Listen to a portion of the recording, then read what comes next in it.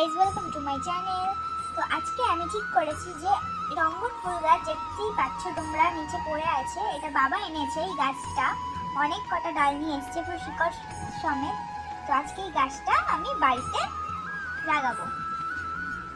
এই যে আমাদের কুক্কু ভাই সবসময় আমার কাছে ঘোরাফেরা করে, ও চলে এসছে গাছ লাগাবে বলে। তো এই যে মাটি খুঁড়ছি এখন এই শাবল দিয়ে, ভালো করে মাটিটা একটু বেশি করে গর্ত করে খুঁড়ে নিচ্ছি যাতে এই গাছ দুটো আমি লাগাতে পারি।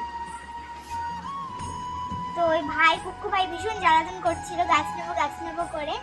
আমি বললাম যে আমার কাছে আয়, তো তারপর আমার কাছে এসে দাঁড়িয়ে পড়লো। মাটি খোঁড়া হয়ে গেছে, এবার এই গাছ দুটো আমি এবার লাগাবো। তো দেখতে পাচ্ছ গাছে এখনো ফুল ধরে আছে। তো গাছটা ভীষণ ভারী ছিল আর ডালপালা চারিদিকে ছড়ানো ছিল, আর এই গাছগুলোর খুব বাড়ে, ডালপালা ছড়িয়ে ছিটিয়ে খুব বাড়ে। একটু বড় হয়ে গেলে একটু ধরে নিক মাটিটা। এখন যেহেতু বৃষ্টি ওয়েদার হচ্ছে, তো এই জন্য এই সময় গাছটা লাগাচ্ছি যাতে ঠিকঠাকভাবে গাছটা বসে যায়।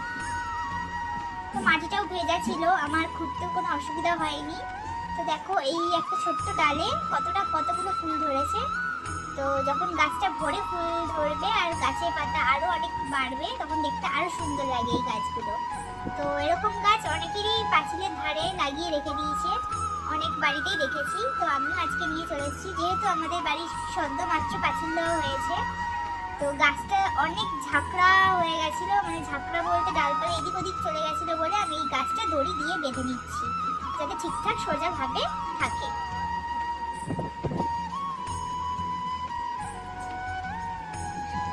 মাটি দিয়ে ভালো করে গাছটাকে আমি পুঁতে দিয়েছি। আর নিচের দিকে অনেক পাতা পড়েছিল, যেগুলো আমি কেটে পাতাগুলো ফেলে দিচ্ছিলাম, কারণ নিচটা দেখতে বাজে লাগছিল। নিচে পাতাগুলো টেনে ফেলে দিচ্ছিলাম আমি। তো দেখতেই পাচ্ছি কি সুন্দর ফুলগুলো গাছে লাল। এই রঙ্গন ফুল দেখতে খুবই সুন্দর লাগে, অনেকে মাথায়ও দেয় এই ফুল গাছের ফুলগুলো। আমাদের রঙ্গন ফুল রেডি।